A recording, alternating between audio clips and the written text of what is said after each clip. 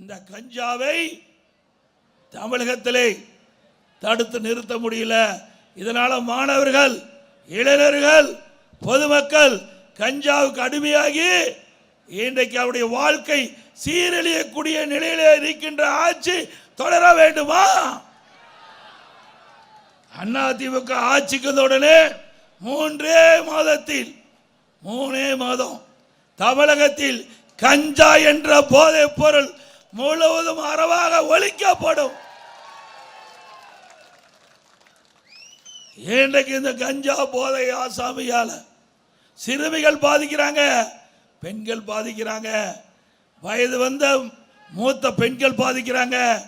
ஆக இந்த கஞ்சா போதை ஆசாமிகள் கொலை, கொல்ல, திருட்டு, வழிப்பறிவு இப்படிப்பட்ட செயலில் ஈடுபடுவதனால தமிழகம் குற்றச் செயல் அதிகரித்து இன்றைக்கு தமிழகத்தில் சட்ட ஒழுங்கு கடுமையாக பாதிக்கப்பட்டு சீர்கெட்டு இருக்கின்றது. இதையெல்லாம் சரி செய்ய வேண்டும் என்றால் அதிமுக கூட்டணி வெற்றி பெற்று ஆட்சி அமைக்க வேண்டும். அதிமுக அதே போல இன்றைய தினம் அண்ணா நகர்ல ஒரு சிறுமி பாதிக்கப்பட்டுட்டாங்க. இன்றைக்கு மாநில அரசு இருக்கின்ற காவல்துறை விசாரித்தா நியாயம் கிடைக்காது. அதனால அந்த சம்பந்தப்பட்டவர்கள் நீதிமன்றத்தை நாடுறாங்க. நீதிமன்றம் சிபிஐ விசாரிக்க வேண்டும் என்று தீர்ப்பு கொடுக்குது. அந்த தீர்ப்பை எதிர்த்து திரு ஸ்டாலின் அரசாங்கம் உச்ச நீதிமன்றத்தில் மேல்முறையீடு செய்யறாங்க. அப்படின்னா யாரை காப்பாத்துறாங்க? குற்றவாளியை காப்பாத்துறாங்கல்ல.